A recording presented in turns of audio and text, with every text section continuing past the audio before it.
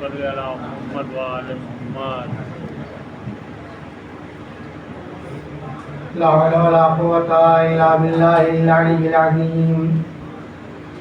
أعوذ بالله من الشيطان اللعين الرجيم. بسم الله الرحمن الرحيم.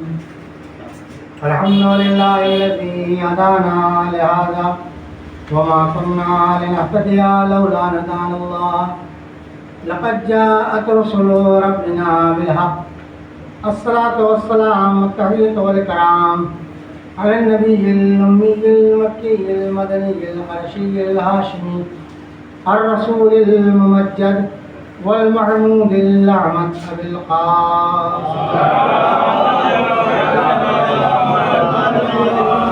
آل الطيبين الطاهرين المعصومين المظلومين المنتخبين المنتجبين ولعنة الله على أعدائهم أجمعين من ليلنا هذا إلى قيام يوم الدين. أما بعد، فقد قال رسول الله صلى الله عليه وآله وسلم: يا علي أنت وشيعتك هم الفائزون. صلوات محمد.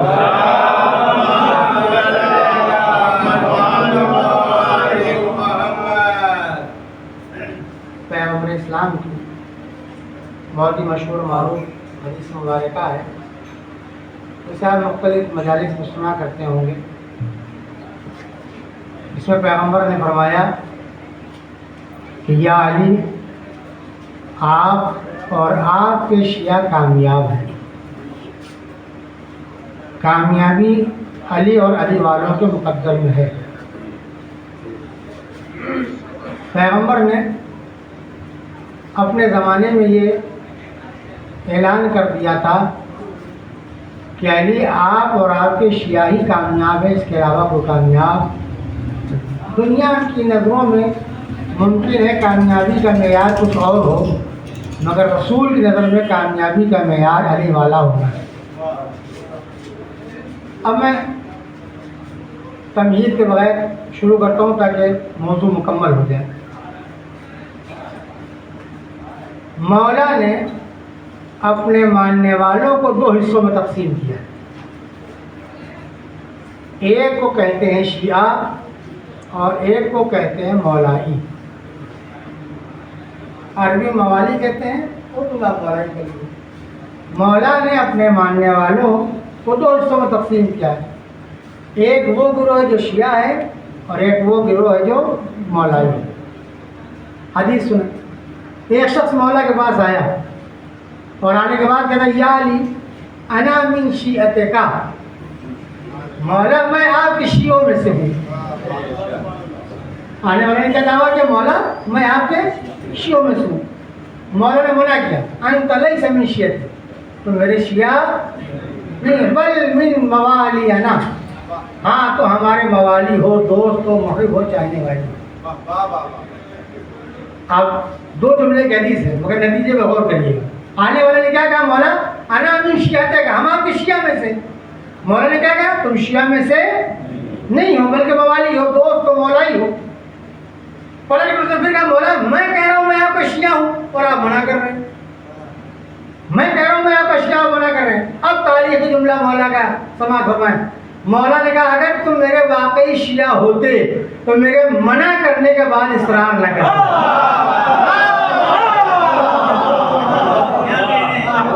اگر تم میرے واقعی شیعہ ہوتے تو میرے منع کرنے کے بعد اصرار نہ کرتے. میں کہہ رہا ہوں تم شیعہ نہیں ہو، تم کہہ رہے ہوں.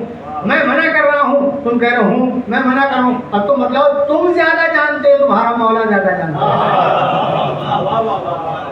دعویٰ ان کے سامنے کیا جائے جسے دلوں کے حالات کا علم نہ ہو، مجھے پتا نہیں کہ آپ کیا سوچ رہے ہیں، کیا ارادہ رکھتے ہیں، کیا دل میں ہے، لیکن جسے نفسوں کی خبر ہو اسے لفظوں سے دھوکہ نہیں دیا جاتا.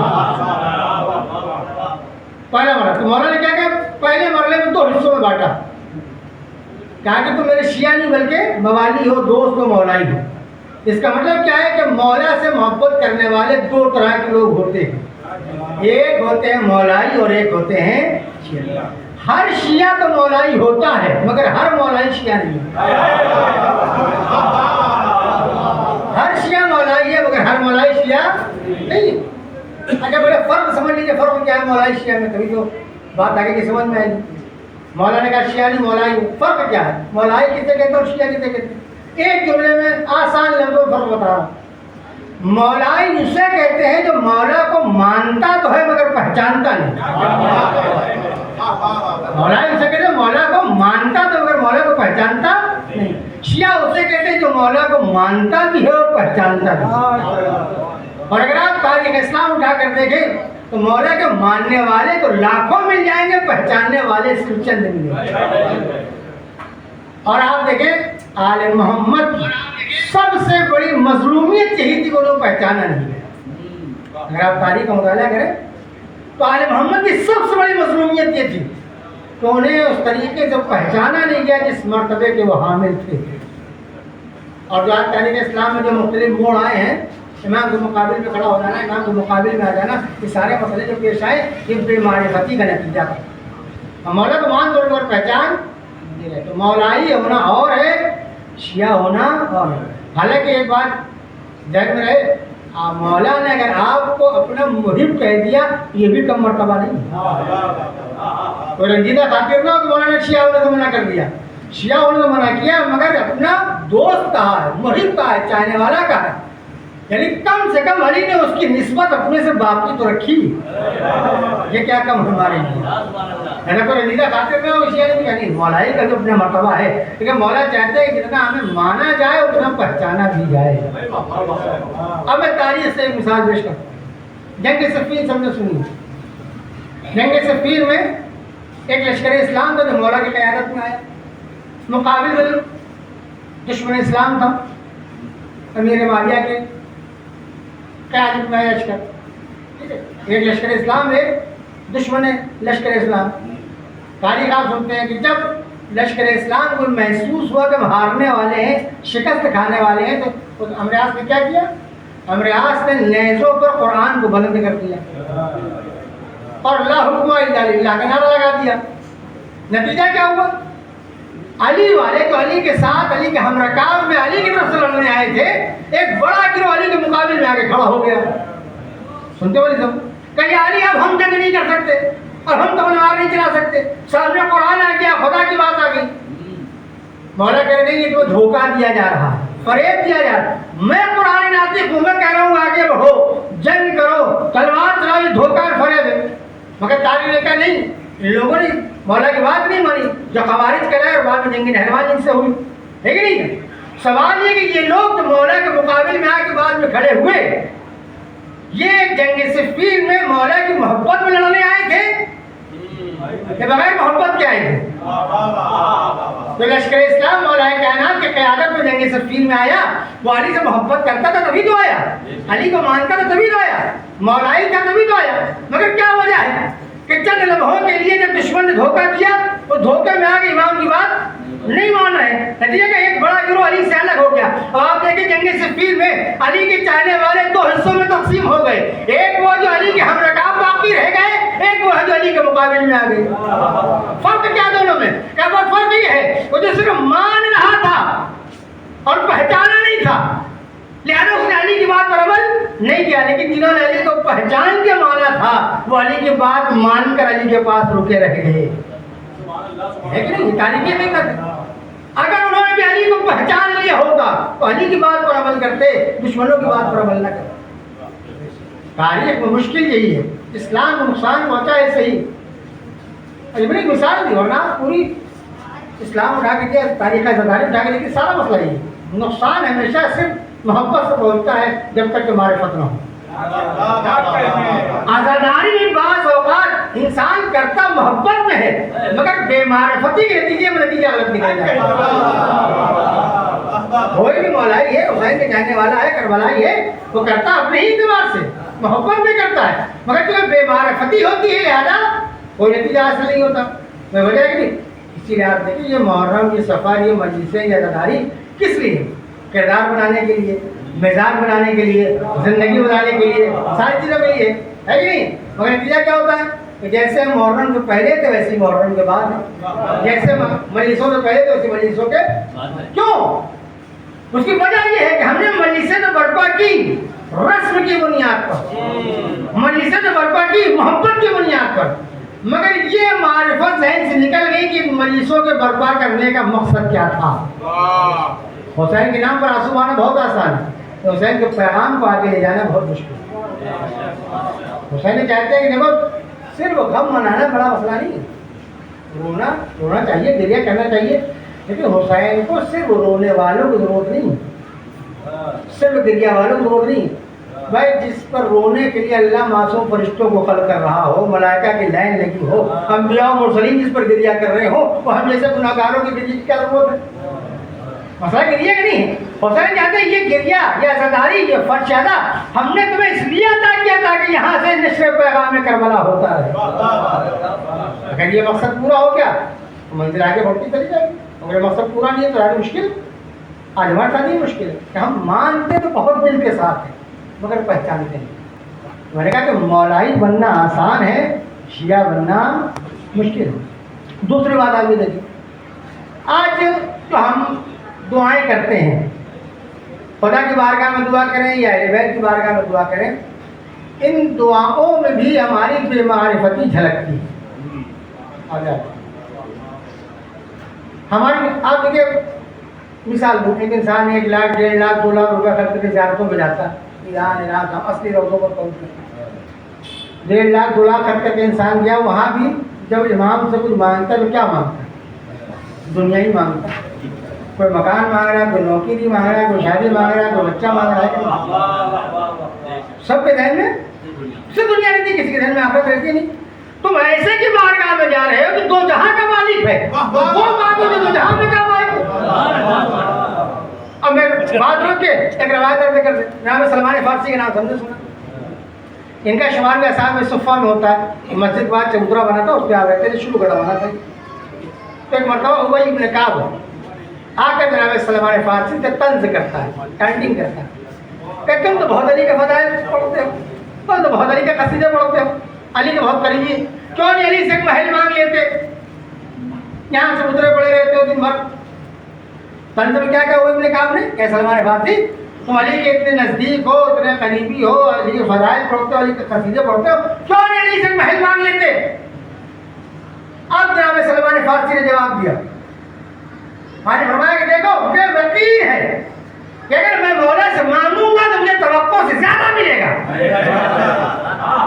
سلمان فارسی کا مجھے یقین ہے کہ اگر مولا سے مانگوں گا تو مجھے توقع سے زیادہ ملے گا، مگر یاد رکھو بھائی ابن کعب، میں مولا سے وہ چیز مانگنا نہیں چاہتا کہ دنیا میں فنا ہو جائے.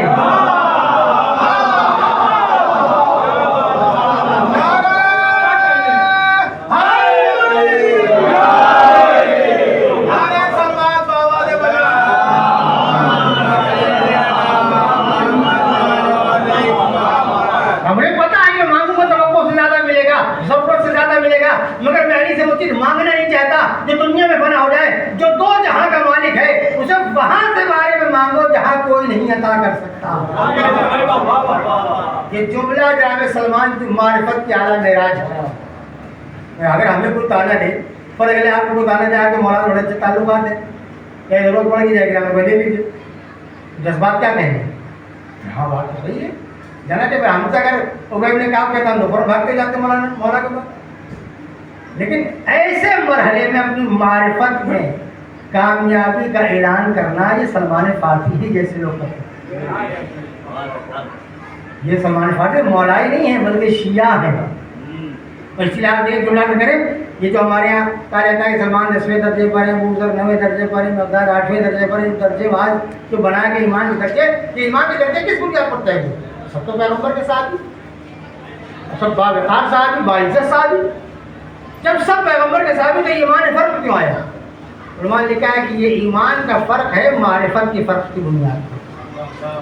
جس کی جتنی معرفت بلند تھی اس کو اتنا بلند درجہ ملا، جس کی معرفت یعنی کم تھی اس کو اتنا پست درجہ ملا ہے. تو اس کا مطلب کیا ہے کہ درجے معرفت کی بنیاد پر بانٹے جاتے ہیں. ہر ایک کا ایمان برابر نہیں ہوتا، ہر ایک کی محبت برابر نہیں ہوتی ہے، ہر ایک کا عمل بھی برابر نہیں ہوتا. تو میں بات کر رہا تھا گواہ کرنے کی، لیکن ہم جو جاتے ہیں 1 لاکھ 1.5 لاکھ 2 لاکھ روپے خرچ کر کے یا دنیا میں بھی امام باڑا پکڑ کے، تابوت پکڑ کے، علم پکڑ کے ہم دعائیں مانگتے ہیں. کیا مانگتے ہیں؟ کوئی بتا نہیں اس نے آخرت کے بارے میں دعا کریں، کوئی بتا نہیں. ہر آدمی اپنے بارے میں جانتا ہے. ہم بھی اسی منزل میں، ہم یہ لیکن ہم بھی خارج ہے کہ نہیں سب کا؟ کوئی نوکری مانگ رہا ہے، کوئی دولت مانگ رہا ہے، کوئی گھر مانگ رہا ہے، کوئی اولاد مانگ رہا ہے، ساری چیزیں کیوں؟ اس لیے استاد تھے ایران کے استاد، انہوں نے بات کی، کہتے تھے مجھے افسوس ہوتا ہے کہ دنیا بھر سے لوگ زیارت کے لیے آتے ہیں لاکھوں روپے خرچ کر کے، اور مولا کی بارگاہ میں جا کر بھی دنیا ہی یاد رہتی ہے، آخرت یاد نہیں رہتی۔ اور دوسری بات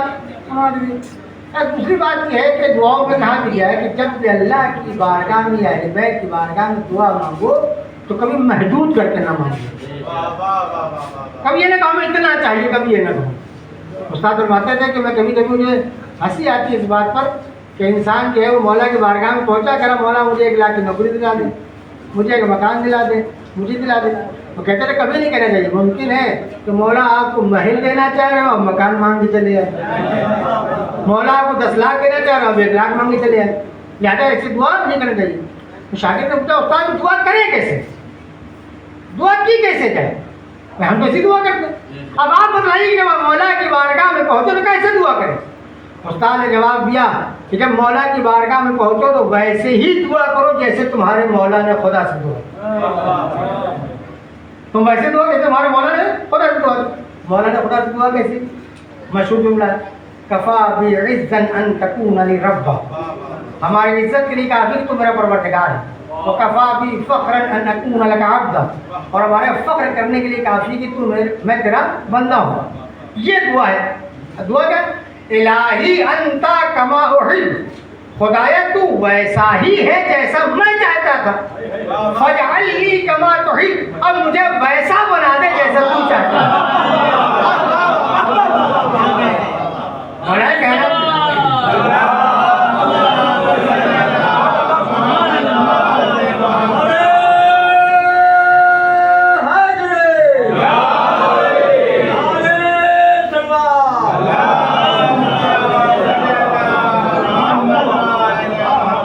مولانا اللہ کی بارگاہ میں پروردگار تو ویسا ہی ہے جیسا میں چاہتا تھا، مجھے ویسا بنانا جیسا تو چاہتا ہے۔ استاد نے کہا جب اللہ کی بارگاہ میں جاؤ تو مصلی پر بیٹھ کر خدا سے کہو خدایا تو ویسا ہی ہے جیسا میں چاہتا تھا، اب میں تیری بارگاہ میں آ گیا، مجھے ویسا بنا دے جیسا تو دیکھنا چاہتا ہے۔ اور جب اہل بیت کی مزاروں پر جائیں، روزوں پر جائیں، جالیوں کو پکڑے تو اہل بیت سے کہیں کہ وہ اہل بیت نبی آپ ویسے ہی امام ہیں جیسا میں چاہتا تھا، غلام آپ کی خدمت میں آ گیا، مجھے ویسا غلام بنا دے جیسا آپ دیکھنا چاہتے ہیں۔ ایک سلام آدھے محمد والا یہ سمرا انسان اس طریقے سے دعا کرے، جو دو جہاں کا مالک ہے اور اس کی بارگاہ میں جا رہے تو وہ مانگی تو کوئی نہیں دے سکتا، دنیا تو گزر جائے گی، یہ آپ کا سہارا بن جائیں گے، آپ ان کا سہارا بن جائیں گے، وہ آپ کا سہارا بن جائیں گے۔ دنیا میں تو ایک دوسرے کے لوگ سہارا بن جاتے ہیں، مگر آخرت میں تو کسی کا سہارا نہیں بنے گا۔ لیکن وہاں کے بارے میں مانگو جہاں کوئی تمہارا سہارا نہیں بن سکتا، یہاں کی فکر نہ کرو۔ اللہ نے تو پیدا کیا تو رزق تم تک پہنچائے گا، تلاش کرنا تمہاری ذمہ داری ہے۔ انہوں نے کیا کہ یہ سارے مرحلے پیش آتے ہیں دعاؤں میں، یہ کیفیت جو پیدا ہوتی ہے بے معرفتی کا نتیجہ ہے۔ ہم گئے امام کے روزے پر، عراق گئے، ایران گئے، کہیں گئے اور یہ دعا مانگ کے چلے، اس کا مطلب ہمیں امام کی معرفت ہی نہیں مانگنا کیا چاہیے۔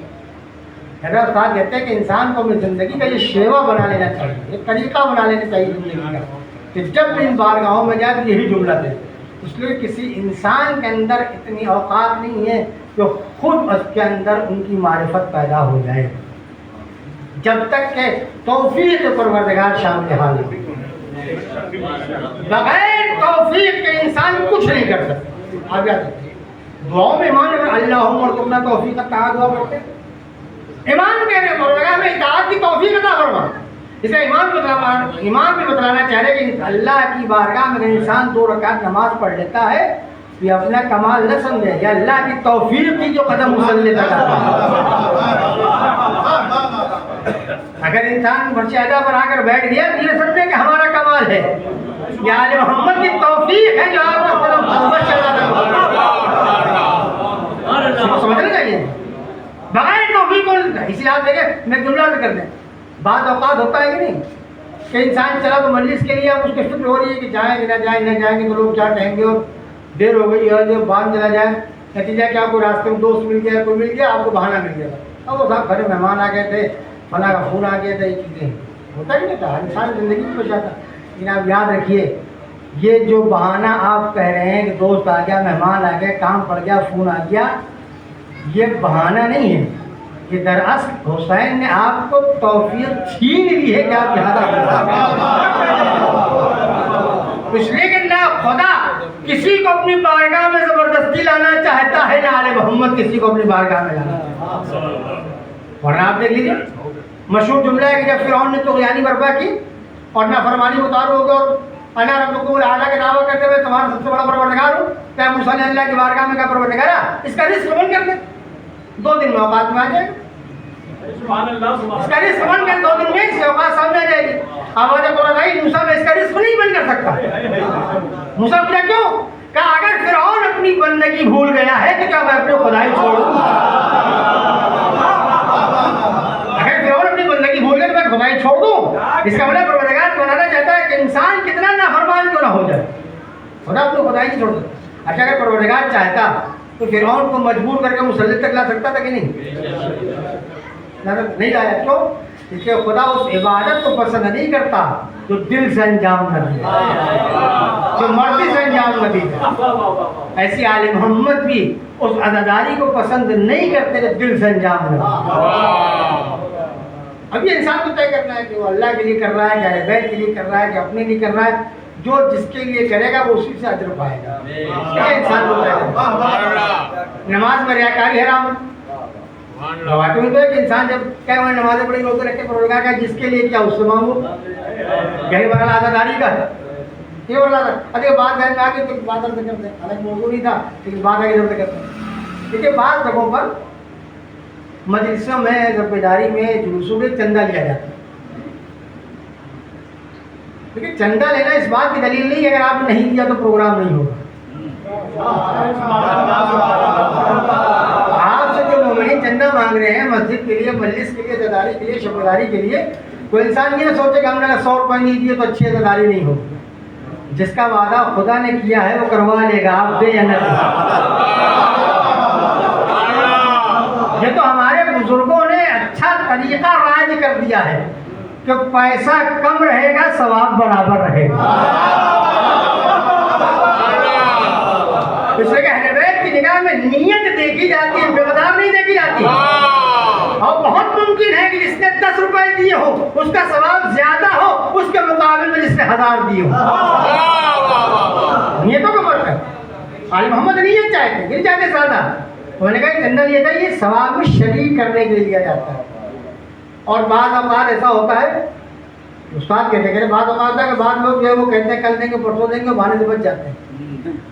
کہتے ہیں یہ بچنا جسے انسان خوش ہوتا ہے کہ 10 روپے 100 روپے 1000 روپے چندے دینے سے بچ گئے. استاد فرماتے ہیں کہ یہ چندہ دینے سے بچا نہیں ہے بلکہ حسین نے اس کو اپنے نزدیک آنے سے روک دیا.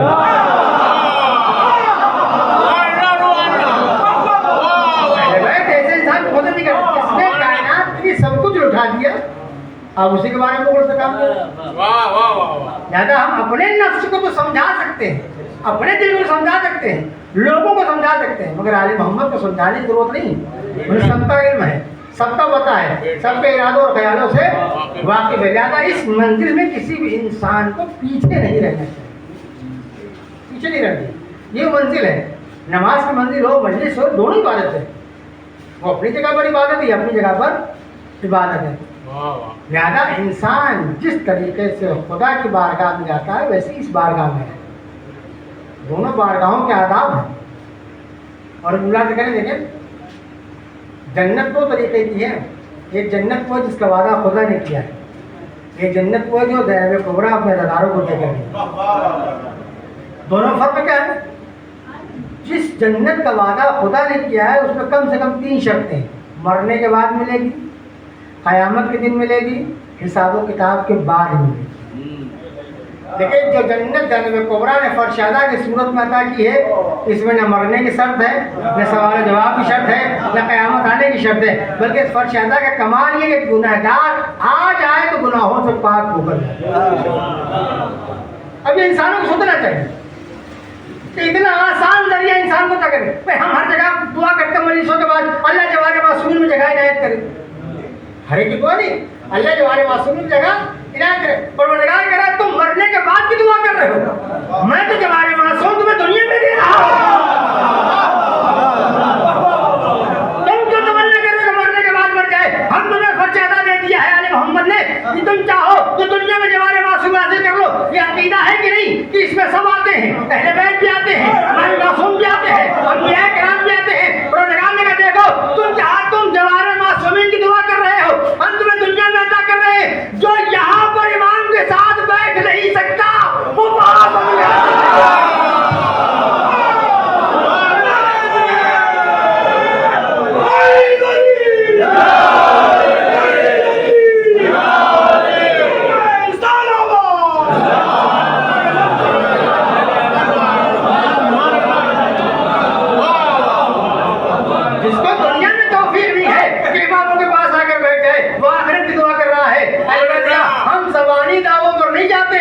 عملی کر کے دکھلاؤ. جن کی تصویریں فرش اعلیٰ پر ملیں گی انہی کی شکلیں آخرت میں دکھائیں گی.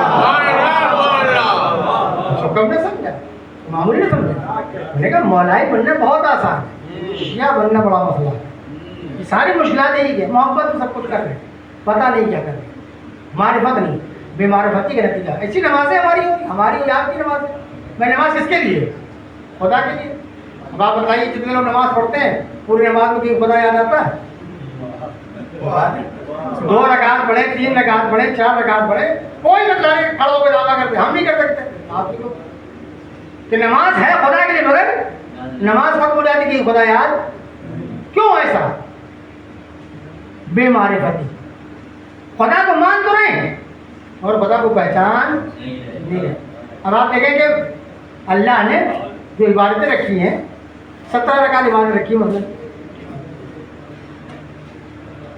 میں نے جو عبادت رکھی تھی,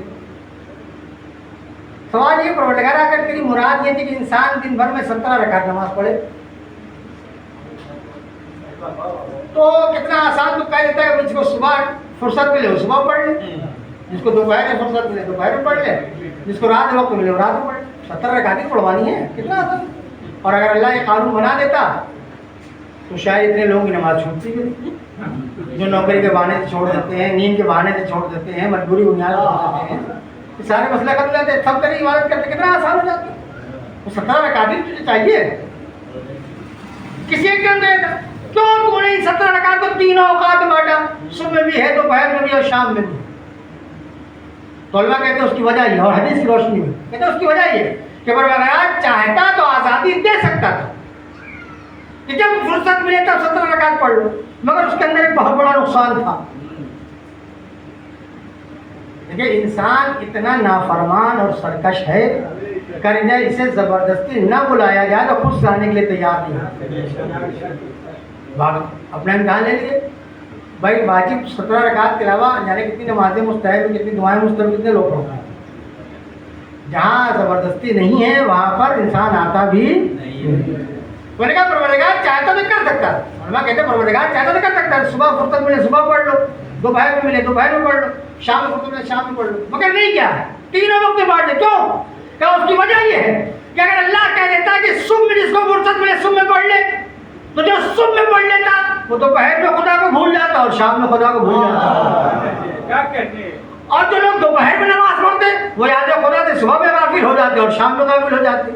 جو صبح میں پڑھ لیتے وہ رات میں غافل ہو جاتے. لہذا اللہ نے اختیار دیا, صبح میں بھی رکھا, دوپہر میں بھی رکھا, شام میں بھی رکھا. یعنی اللہ کہنا ہی چاہتا ہے کہ جب آنکھ کھلے تو ہمیں یاد کرو, جب کاروبار میں جائے تو ہم یاد رہنا چاہیے, جب بستر پر جاؤ تو یاد کرو. یعنی سوتے جاگتے ہماری یاد سے غافل نہ ہونا. اس لیے اگر آزادی دے دی تو کوئی اللہ کی بارگاہ میں آنے والا نہیں ہے. ایک صلوات ہے محمد والے.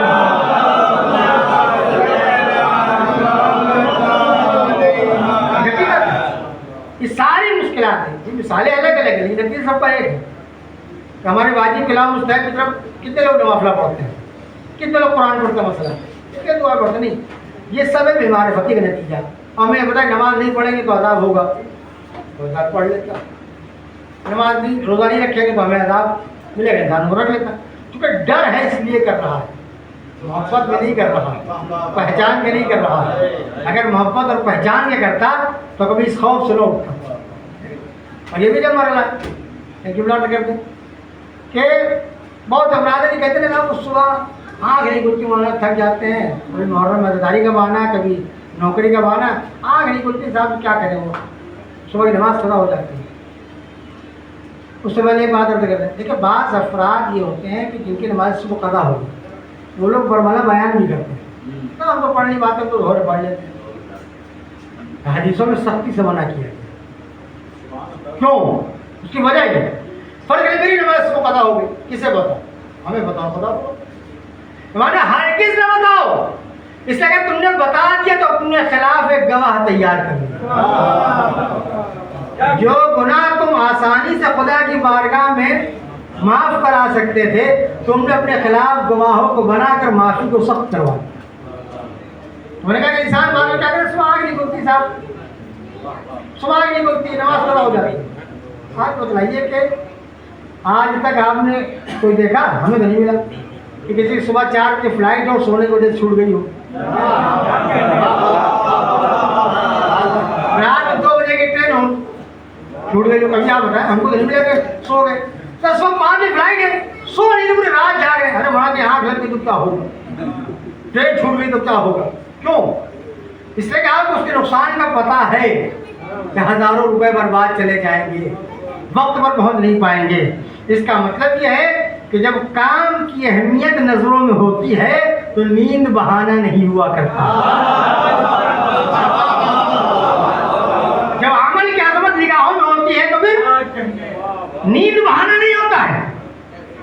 اب آپ ایک بات بتائیں، نماز پیغمبر نے پہنچائی ہم تک، فرض کر لیں جب نبی اللہ کا نبی نماز پہنچا رہا تھا، دین پہنچا رہا تھا، تو وہاں دین کے ساتھ ساتھ ایک جملہ اور پیغمبر بڑھا دیتا۔ فرض کر لے جب پیغمبر اسلام میں کہتے کہ دیکھو مثلاً نماز صبح کا وقت 4:30 بجے ہے، نماز صبح کا وقت 4:30 بجے، جو نماز کے لیے اٹھے گا وہی اٹھے گا، جو نہیں اٹھے گا وہ کبھی نہیں اٹھے گا۔ اللہ کا نبی کر سکتا ہے کہ نہیں کر سکتا؟ اگر اللہ کا نبی اعلان کر سکتا تھا کہ نہیں، اللہ کے اختیار میں تھا کہ نہیں؟ بالکل تھا۔ کہتے ہیں صبح 4:30 بجے نماز کا وقت ہے، جو اٹھے گا وہی زندہ رہے گا، جو نہیں اٹھے گا وہ کبھی نہیں اٹھے گا، مر جائے گا۔ اب آپ بتلائیے،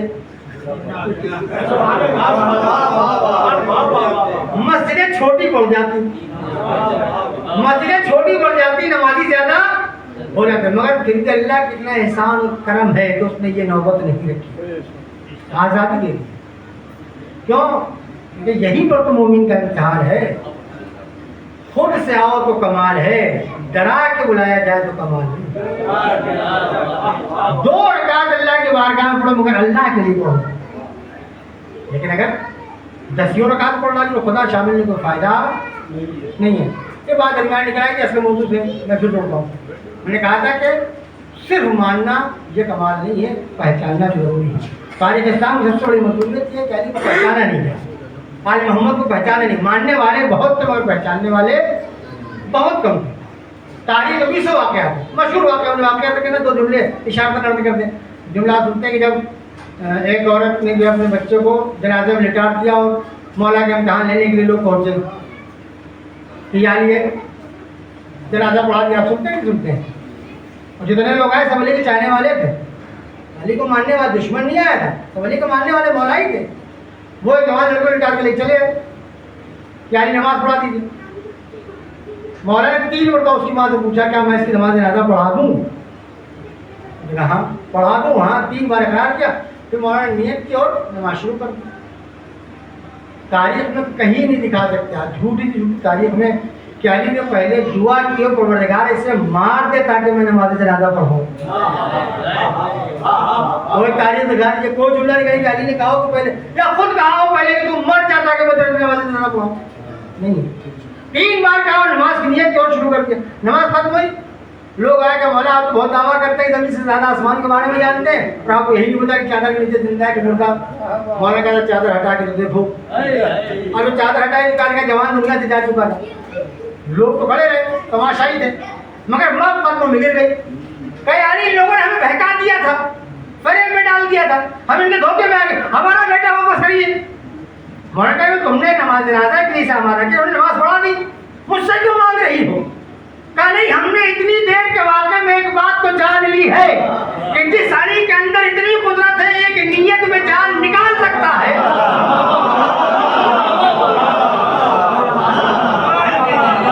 اتنی دیر کے واقعے میں ہم نے محسوس کر لیا ہے کہ جو علی صرف نماز کی نیت کر کے جان نکال سکتا ہے، وہ علی ہاتھوں کو اٹھا کر جان کو واپس بھی کر سکتا ہے۔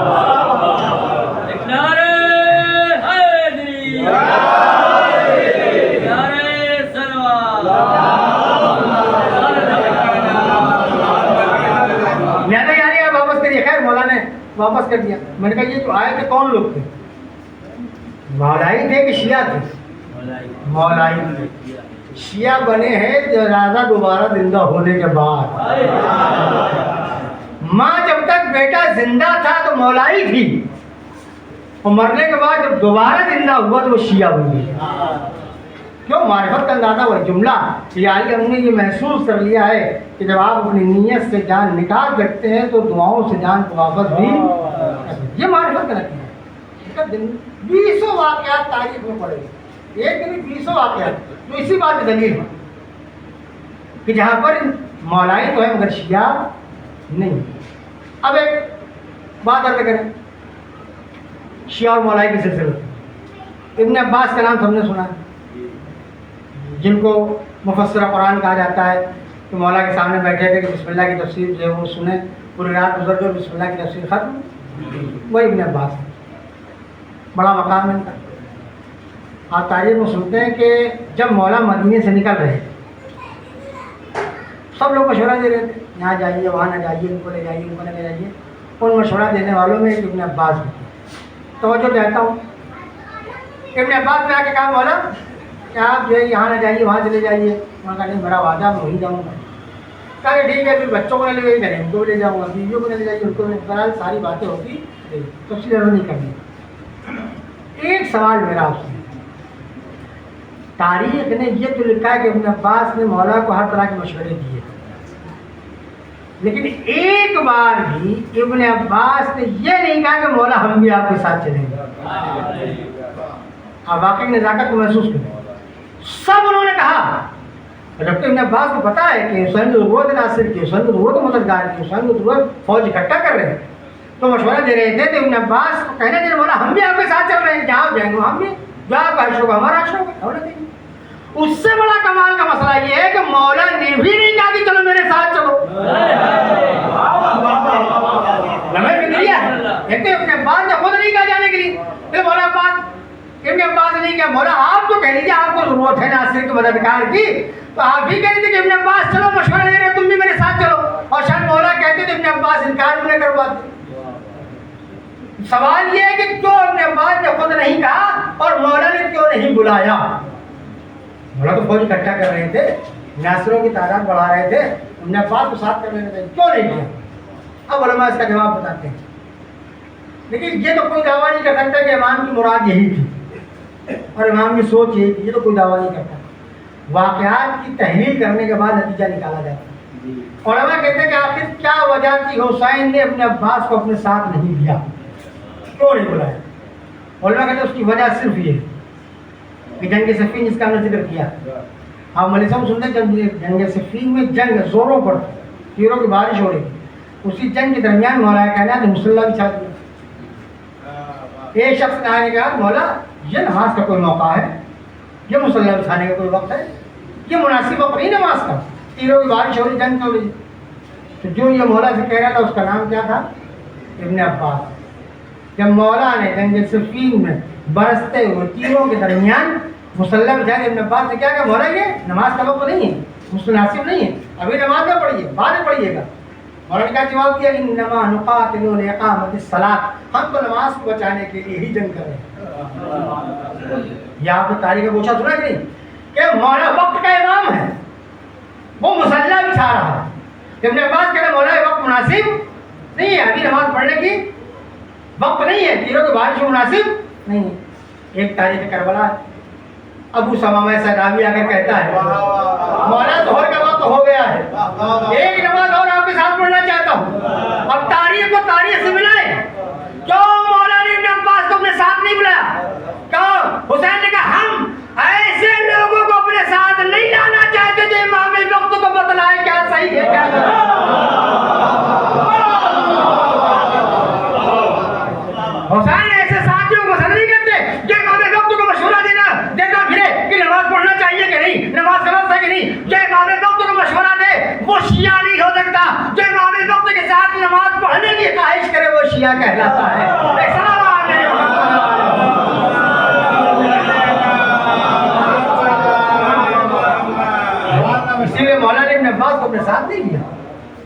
اسی لیے آپ پوری تاریخ اسلام اٹھا کر دیکھ لیجیے، ہر جنگ اسلامی میں کسی نہ کسی منافق کا وجود ہے، تنہا کربلا کے مجاہد ایسے نہ کسی منافق کا وجود نہیں، پوری تاریخ اسلام کو ملا سکے آپ ساری جنگیں، بدر، خیبر، خندق، صفین، نہروان، جمل، ساری جنگیں اٹھا کے دیکھ لیجیے، ہر جنگ میں کوئی نہ کوئی منافق مل جائے گا، مگر کربلا کی جنگ میں کوئی منافق تو نہیں مل سکتا۔ کہ حسین نے جو فخر کیا اپنے صاحب کے اوپر، ایسے نہیں کیا، ہم اور آپ جذبات کی بات کہہ سکتے ہیں، حسین اور امام کوئی بات جذبات کی روح میں نہیں کہتے، حقیقت ہوتی ہے، کوئی مشکل نہیں ہے نا۔ بولے آخری بات وہی ضرورت مثال کی، چند مثالیں میں نے آپ کے سامنے عرض کی، مولائی کی اور شیعہ کی۔ علی مولائی کو بھی قریب رکھتے ہیں، ایسا نہیں کہ اس کو دور کر دیا، اس کا بھی رتبہ ہے، اس کا بھی مقام ہے، لیکن یہ چاہتے نہیں جتنا ہمیں مانا جائے اتنا پہچانا بھی جائے، تاکہ جب پیغام پہنچے تو قاعدے کا پہنچے۔ اب آپ دیکھیں ایک آخری مثال ہی جب مثال ہے،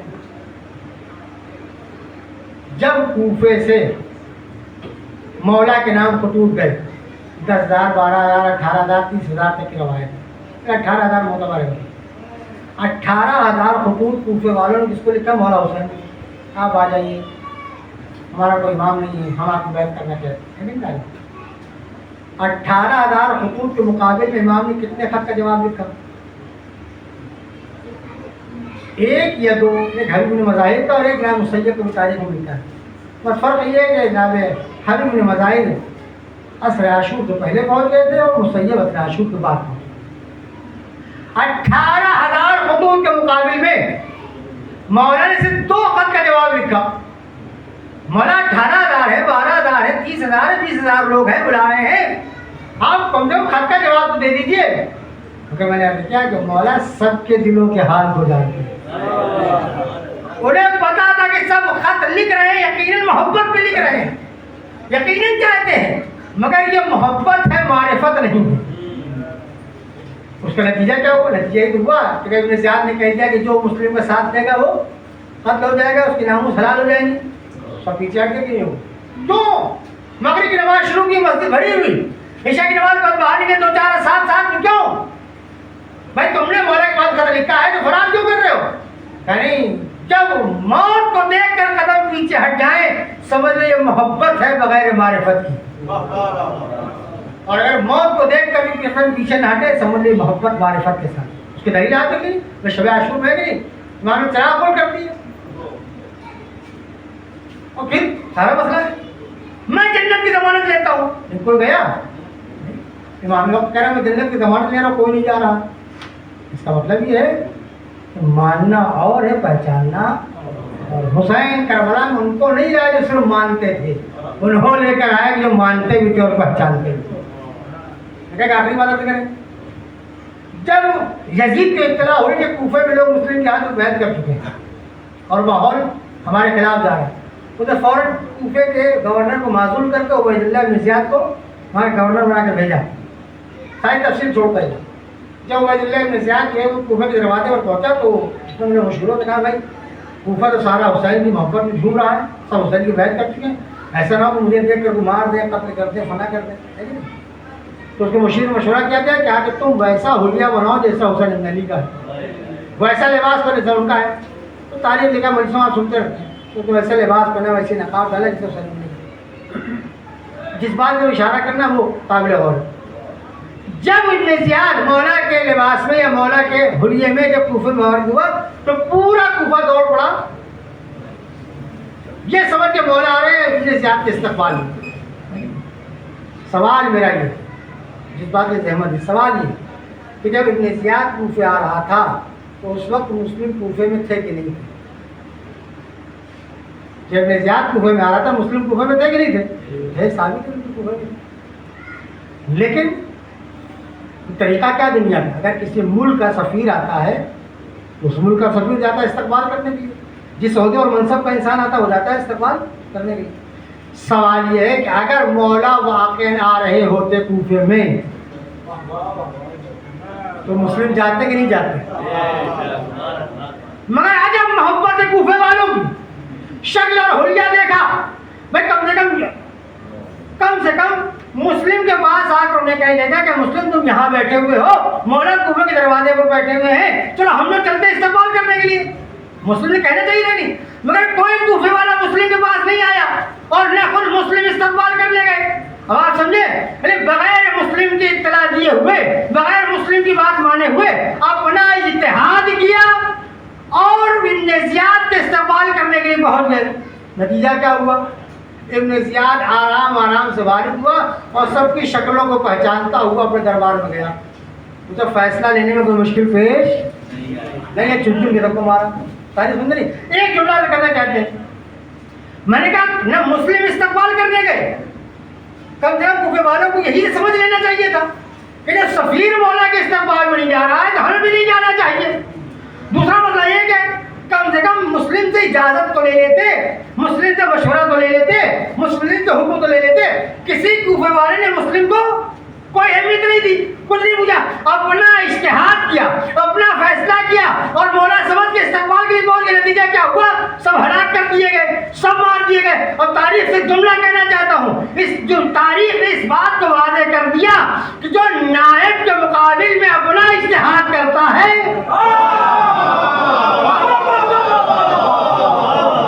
جو نائب کے مقابل میں اپنا اجتہاد کرتا ہے وہ ہمیشہ ہلاکت کے گھاٹ اتر جاتا ہے. لیکن جو نائب کے مشورے پر عمل کرتا ہے, پورا کافر, پورا کوفہ محبت علی کے بنیاد پر قتل کر دیا جاتا ہے, مگر ہانی جیسا شیعہ مسلم کے پاس بیٹھا رہتا ہے. یہ تاریخی حقیقت ہے. جب جب نائب کو نہیں مانا جائے گا, اس کے مقابل میں اپنا اجتہاد کیا جائے گا, اپنی باتوں کو بلند کیا جائے گا. یہ مشکل آج جو قوم بکھر رہی ہے, مصیبت میں آ رہی, پریشانی آ رہی, اس کی وجہ یہی ہے کہ ہم نے اس مرکز کو چھوڑ دیا. آج بہت زیادہ چل رہا ہے, مرکزیت کے خلاف بہت چل رہا ہے, سوشل میڈیا ہم سے نہ جانتے ہیں. یہ ایک فضا قائم کی جا رہی ہے کہ انہیں مرکز سے ہٹا دیا گیا. لیکن نتیجہ کیا ہوگا؟ مرکز سے ہٹنے میں مرکز کو نقصان نہیں ہوگا, نقصان آپ کو. نائب کو حکم نہ ماننے سے ان کے اوپر کوئی فرق نہیں پڑے گا. بھائی جنہوں نے امام کو نہیں مانا تو امام کا فرق پڑا گا کہ نہ ماننے والوں کو نقصان ہوگا. بھائی نائب امام کا آپ نہیں مانیں گے, نائب امام کی صحت کو کوئی فرق پڑنے والا نہیں, نہ ماننے والوں کی صحت کو فرق پڑے گا. اور یہ جو فیلنگ, یہ مشکلات, یہ سوچ, یہ جو ہماری فکر انداز میں پیدا ہو جاتی ہے کہ ہم تقلید نہیں کریں گے, ہم مرجع کو نہیں مانیں گے, یہ نہیں مانیں گے, یہ بے معرفتی کا نتیجہ ہے. امام سے بے معرفتی ہوتی ہے تو امام کے لشکر کے مقابل میں آ جاتے ہیں, اور نائب سے بھی بے معرفتی ہوتی ہے تو پھر نائب کے مقابل میں کھڑے ہو جاتے ہیں. لیکن امام نے مسلم ابن عقیل کو اپنا نائب بنا کر یہ رسم ہمیشہ کے لیے قائم کر دی, اور یہ بتلا دیا کہ جو ہمارے نائب کا نہیں وہ ہمارا بھی نہیں. ورنہ اگر چاہتے ہیں تو مولا بطور معجزہ مسلم نبی سارے کفر والوں کو بتا سکتے تھے کہ نہیں, نہیں, جو ہمارے نائب کی نافرمانی کرے گا مقدر میں ہلاکت ہے, اس کو نجات ملنے والی. لہٰذا ہر مہم, ہر چاہنے والے, ہر ادادار, ہر مولائی کی ذمہ داری ہے کہ جتنی ہم آل محمد سے محبت کرتے ہو اتنا انہیں پہچاننا شروع کریں. یہ عمل میں سستی, عبادتوں میں سستی, مجلسوں میں سستی, عدداری میں سستی دلیل ہے بے معرفتی کی. معرفت ہوتی تھی ایسا کبھی میں نے چند جملے بسائے تھے. جب حسین مدینے سے نکل رہے تھے سب نے مشورہ دیا اپنے اپنے اعتبار سے, صرف ایک ذات ایسی تھی جس نے حسین کو کبھی مشورہ ہے, وہ ذات تھی ابوالفضل عباس. کوئی تاریخ نہیں بتلا سکتی کہ مولا عباس حسین نے کہا کہ مولا یہ کرنی بہتر ہے, یہ کرنی بہتر نہیں. انہوں نے کہا کہ ہم نے حسین کو آقا مان لیا تو آقا کو مشورہ نہیں دیا جاتا, آقا کو مشورہ نہیں دیا تھا, امام کو مشورہ نہیں دیا. وہ ہم سے زیادہ علم رکھتا ہے, ہم سے زیادہ تقویٰ رکھتا ہے, ہم سے زیادہ ذہانت رکھتا ہے. جو عباس کی وفاداری مشہوری, ایسی وفاداری مشہوری, ہر حکم کے سامنے سر تسلیم تھا, جوش بھی ہے, جذبات بھی ہے, غصہ بھی ہے, مگر سب حکم امام کے سامنے تسلیم تھا. کہ عباس کے اندر جو ہے وہ زور شجاعت نہیں تھا. میں مقاتل کے روایت شب عاشور زہرقین نے عباس سے کہا تھا کہ پتا ہے کہ تمہارے بابا نے تمہیں دنیا میں کیوں بلایا. میں بات نہیں کہا تھا ہمارے جاتا شہد جی یا جو ہے تو مجھے شکایت دلا رہے, تمہیں طاقت کا احساس دلا رہے, کل صبح ہونے دو پھر دیکھو میں کیا منظر پیش کرتا ہوں. مگر نتیجہ کیا, حسین علی نے اجازت نہیں. 4 محرم کو خیمے ہٹانے تھے. عباس نے خط کھینچ دیا مگر درجہ کبرا کا حکم ہوا اپنے ہاتھوں سے خیمے کھولے. روز عاشور بہت دل چاہ رہا تھا عباس کو لینے گئی مگر حسین نے منع کر دیا. تلوار لے لی, ٹوٹا نیزہ دے دیا. حسین عباس راضی, اس لیے کہ جو آقا کا حکم بن گیا, جو آقا چاہتے وہی میں چاہتا. اس لیے آپ دیکھ کربلا میں بیوی ہو چاہے بچے ہوں, جس سب کو جتنی ڈھارس عباس سے تھی اتنی حسین سے نہیں تھی. کوئی بیوی ہو کوئی بچہ ہو, ہر ایک کو اس وقت مکاتا تھا تو بچہ عباس کا نام لیتا تھا. اس کی دلیل یہ ہے کہ جب اپنے عباس جناب زینب سے رخصت آخر کے لیے آئے ہیں, جناب زینب نے ایک جملہ کہا تھا کہ بھیا تم جا تو رہے ہو مگر مجھے 40 ہجری کا کوفہ یاد آیا جب میرے بابا نے مجھ سے کہا تھا بہن زینب تمہارے بازو میں رسم باندھی جائے گی. کہتے میں سوچا کرتی تھی کہ باپ نے کہا ہے صحیح تو ضرور ہوگا مگر سوچتی جس کے 18 جوان بھائی ہوں اس کے بجائے اس کی بازو میں رسم باندھ دے. مگر آج تم جا تو مجھے یقین ہو گیا کہ باپ کی بات سچ ہونے والی. اس کا جملہ کہا ہے بھیا باس تم جا کر رہے چلے جاؤ مگر یہ یاد رکھنا آج تک جو آنکھیں تمہارے وجود سے سویا کرتی تھیں وہ آج آنکھیں جاگا کریں گی اور جو تمہارے خوف سے جاگا کرتی تھی وہ سویا کریں گی. بچن جو صاحب کے ہیں حسین سرخصت ہوئے, جناب زینب سرخصت ہوئے, بیویوں سرخصت ہوئے, پانی کا مشکیدہ بھرنے کے لیے چلے. عباس نے جب گھوڑا دوڑایا ہے تو پوری فوج جو ہے وہ کائی کی طرح چھٹنے لگی. گھوڑا پانی میں داخل کر دیا, مشکیدے کو بڑھا, پھر بھرنے کے بعد واپس خیمے کی طرف چلتے ہیں. کہ سرسات جب یہ منظر دیکھتا ہے تو بیٹا کہتا ہے دیکھو خبردار اگر یہ پانی خیام حسینی تک پہنچ گیا تو کوئی ان کو اوپر قابو نہیں پا سکتا ہے. کچھ بھی ہو پاس کرو بولو. تاریخ کہتے ہیں شقی نے چھپ کر وار کیا, عباس کا داہنا بازو قلم ہو گیا, عباس نے بائیں بازو میں لگ لیا. کچھ نے ایک شقی نے دوسرا وار کیا, عباس کا بائیں بازو بھی قلم ہو گیا. عباس نے دانتوں کو مشکیزوں کو دبایا. بیٹا ہرمونا کہتا ہے کہ میں سوچ رہا تھا کہ جس کا داہنا ہاتھ کٹ گیا, جس کا بایاں ہاتھ کٹ گیا مگر وہ رکنے کو تیار نہیں ہے, وہ مڑنے کو تیار نہیں ہے. کہ میں نے غور سے دیکھا کہ آخر کون سی چیز ایسی ہے جو عباس کی جان پہ جان رکھے ہوئے ہے. اور جگہ میں نے محسوس کر لیا اب جو تیر کا نشانہ لگا کے مشکیزے کو مارا ہے اور جیسے ہی مشکیزے کا پانی بہا عباس نے رہوار کے رخ کو موڑ دیا. ایک مرتبہ جیسے ہی چاہا کہ آنکھ میں لگا ہوا تیر گھٹنوں سے نکال لے, سر کو جھکایا, ایک آہنی کو اٹھا کر پڑا. عباس سے گھوڑے پر سنبھلا نہ گیا, زمین پر آئے, آواز دیا آقا میرا آخری سلام قبول کریے. وہی جملہ سننا تھا. حسین نے مرثیہ پڑھنا شروع کیا. اے بھائی تیرے مرنے سے میری کمر ٹوٹ گئی ہے. عباس کے سرہانے پہنچے, سر کو اٹھا کے گانوں میں رکھا. کیا بھیا عباس ارے کوئی وصیت تو فرماؤ. کیا مولا عباس میری پہلی نصیحت یہ ہے کہ میرے جنازے کو آپ خیمے میں نہ لے جائیے گا. کیا دوسری وصیت کیا, کیا دوسری وصیت یہ ہے کہ میری ایک آنکھ میں تیر لگا ہے, ایک آنکھ میں خون مرا ہے, میں چاہتا ہوں آنکھ سے خون صاف کر دیجیے تاکہ ایک مرتبہ اور آپ کے چہرے کا دیدار کر لے. روانے کہتے حسین تو دارو ہوئے, آنکھوں سے خون کو صاف کیا, عباس حسین کے چہرے کا دیدار کیا. اب جو علماء کہتے ہیں کہ جو عباس نے وصیت کی تھی کہ میرا جنازہ خیمے میں نہ لے جائیے گا تو ایک بات تو بیان کی جاتی ہے کہ آپ سکینہ سے پانی کا وعدہ کر کے آئے تھے, زیادہ شرمندہ تھے. علماء کہتے ہیں اس سے بڑی وجہ تھی جو عباس نے منع کیا کہ میرا جنازہ نہ لے جائیے گا. کیا وجہ یہ تھی کہ عباس نے حسین کو پکارا تھا, وہ حسین نے مرثیہ پڑھا تھا. اے بھائی تیرے مرنے سے میری کمر ٹوٹ گئی ہے. عباس جانتے ہیں جسم کا کوئی حصہ ٹوٹ جائے جسم کام کرنے کے لائق رہتا ہے, مگر اگر جسم کی کمر ٹوٹ جائے تو کچھ اٹھانے کے لائق نہیں رہتا ہے. زیادہ بات کا مولا میری میت کو نہ اٹھائیے گا, کمر ٹوٹ چکی ہے, آپ اٹھانا چاہیں گے برابر کا جنازہ ہے, آپ سے اٹھے گا نہیں. میں نہیں چاہتا ایک لمحے کے لیے بھی غلام کی طرف سے آپ کو احساس ندامت ہو جائے.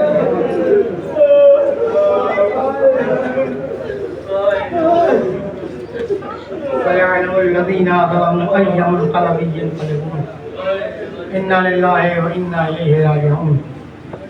پروردگار کے واسطے محمد والے محمد علیہ الصلوۃ والسلام کا ہماری اس مختصر سی ادا کو قبول فرما. جو پریشان حال ان کی پریشانیوں کو دور کر دے. جو مریض ان شفا کامل عطا فرما. جو بے روزگار نروگی عطا فرما. گھر جو زیارات کے مشتاق ہیں ہر زیارات سے مشرف فرما. پروردگارہ جو مرحومین دنیا سے چلے گئے جو ہمارے معصومین کو جگہ عنایت فرما. پروردگارہ علماء کرام مراجع اعظام اور مزارات مقدسہ کی حفاظت فرما. پروردگارہ ہمارے آخری امام ظہور متعجل فرما. ہم سب کو ان کا امان انصار میں شمار ہونے کی توفیق عطا فرما.